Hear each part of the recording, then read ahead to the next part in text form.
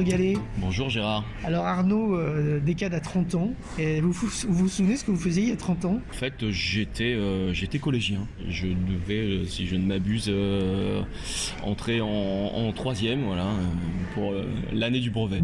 Alors aujourd'hui, vous êtes directeur du salon Paris Retail Week. Comment vous en êtes venu à organiser des salons et surtout, comment vous en êtes venu à organiser un salon sur le commerce et le commerce digital? En fait, Paris Retail Week existait déjà avant que je reprenne sa direction, puisque Paris Retail Week, c'est quoi? C'est la colocalisation de deux salons de Comexposium, que sont Équipe Mag, plus sur l'agencement et l'aménagement du magasin, et de e-commerce, du salon e-commerce Paris, qui a été créé il y a de ça plus de 15 ans, et qui est aujourd'hui le rendez-vous majeur qui regroupe tout l'écosystème du commerce connecté, toute taille d'entreprise, que ce soit de la start-up, des créateurs d'entreprises, des porteurs de projets, jusqu'aux grands comptes qu'on appelle Honor Guest sur le salon, qui sont les directions omnicanal, direction e-commerce, direction du digital, de toutes les enseignes et marques qui sont liées au commerce. Moi, en fait, j'ai toujours eu un parcours depuis que j'ai commencé ma carrière dans l'IT, et j'ai eu l'opportunité de pouvoir, suite à cela, rejoindre les équipes de Christophe Parco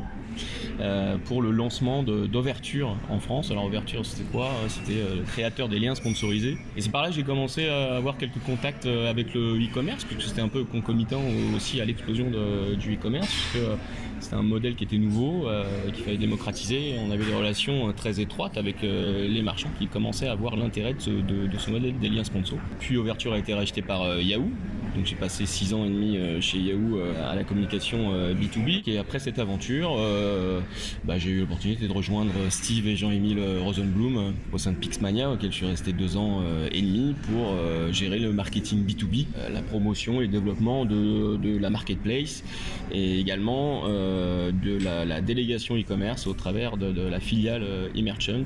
J'ai quitté cette aventure en 2009 pour rejoindre le groupe Comexposium, qui m'a offert l'opportunité justement de pouvoir prendre la direction déjà d'une part de la communication et du contenu de e-commerce Paris. J'ai eu l'opportunité de lancer certains événements au sein de Comexposium, et il y a 2 ans on m'a offert cette formidable opportunité de pouvoir prendre la direction de Paris Retail Week, donc ce vaisseau amiral, je dirais, du commerce connecté.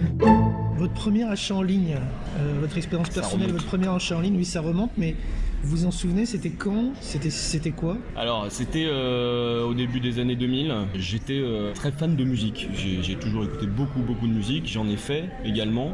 Et pour autant que je m'en souvienne, c'était, je pense, un CD sur Amazon, justement, que j'avais... alors, vous dire quel groupe, je ne sais plus.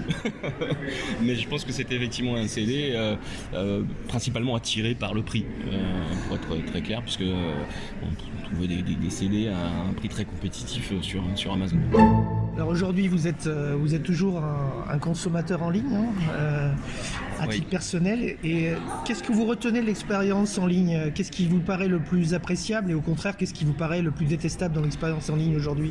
Alors effectivement, je suis un gros consommateur en ligne, on peut le dire. Ce qui ne m'empêche pas aussi d'aller en magasin, puisque aujourd'hui on est vraiment sur une façon de consommer très, très hybride entre le magasin et le commerce en ligne. Pour moi, mes plus gros irritants lorsque je consomme, je dirais, en ligne, c'est bien entendu une vitesse pas optimale des sites, le fait qu'on ne retienne pas mon panier, ça m'irrite complètement. Un autre irritant aussi qui est l'irritant du paiement, que j'ai un peu du mal avec 3D Secure quand on me l'impose, et surtout quand j'ai pas de réseau. Et puis l'autre point qui peut potentiellement m'irriter, c'est quand on a un site qui ressemble à un arbre de Noël. Alors c'est de moins en moins vrai, avec des fenêtres qui s'ouvrent de partout, des pop-up et juste comme ça. Ça mérite tout particulièrement. Et ce que j'apprécie, à contrario, c'est qu'on puisse moi me reconnaître, que lorsque je vais sur un site, je sois enregistré, et quand je me suis enregistré une fois, qu'on arrive à me reconnaître et qu'on arrive à me pousser aussi des produits complémentaires par rapport à ce que j'ai pu rechercher, puisque moi j'estime que ça me fait gagner du temps. Et un autre point aussi particulièrement appréciable, c'est de pouvoir aussi retrouver une expérience de marque qui soit vraiment linéaire entre le online et le magasin. Alors globalement, le commerce et le commerce digital en particulier ont beaucoup évolué au cours des 30 dernières années, et particulièrement des dernières années. Qu'est-ce que vous retenez? Quels sont les grands mouvements que vous retenez, les grandes évolutions du commerce? Alors je dirais qu'il y en a eu quand même pas mal, parce que ça bouge beaucoup, et c'est ça qui est très excitant sur ce marché qui évolue à vitesse grand V, qui est beaucoup aussi tiré par les comportements consommateurs, qui sont irradiés aussi par les nouvelles technologies. Je dirais que le digital en fait a tout changé dans nos vies.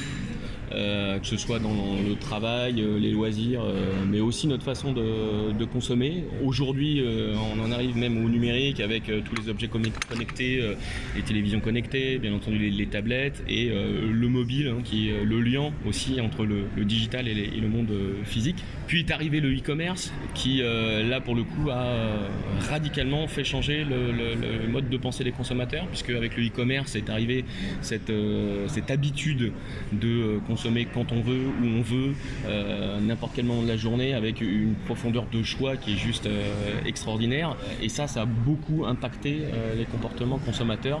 Mais on a eu pour habitude, beaucoup aussi dans la presse, d'opposer le modèle du e-commerce avec le modèle du magasin. Je me souviens des grands titres à l'époque, ça remonte heureusement.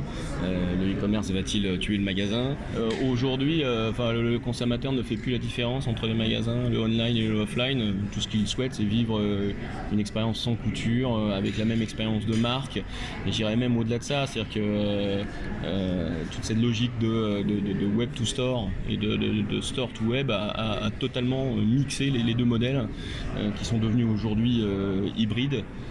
Et l'avenir, ce dont on s'aperçoit aujourd'hui, c'est que le modèle du magasin est aujourd'hui tiré aussi par des acteurs qui viennent du digital, et c'est par eux que viennent aussi la disruption. Alibaba arrive avec ses magasins, on a vu Amazon Go également, Zalando. Pour prendre l'exemple d'Amazon Go, faut pas se méprendre.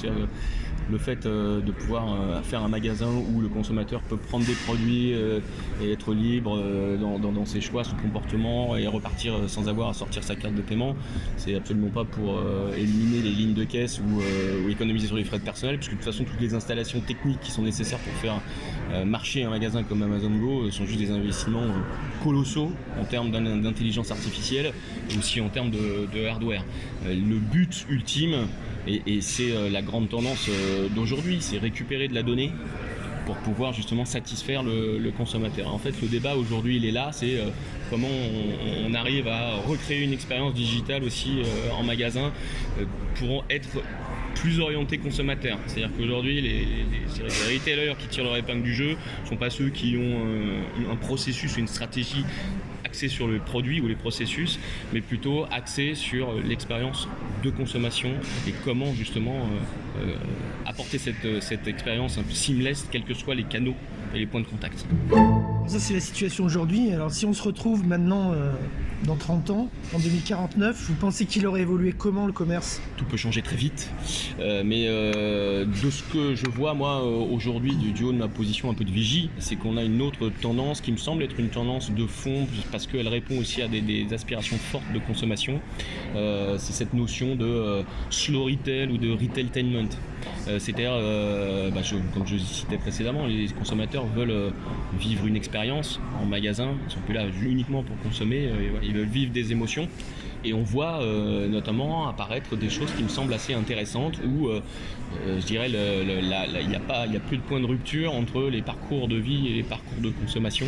On a des espaces, par exemple l'Italie à Rome est un super exemple de ça. C'est-à-dire qu'on est sur vraiment un espace de vie où les gens peuvent manger, se distraire.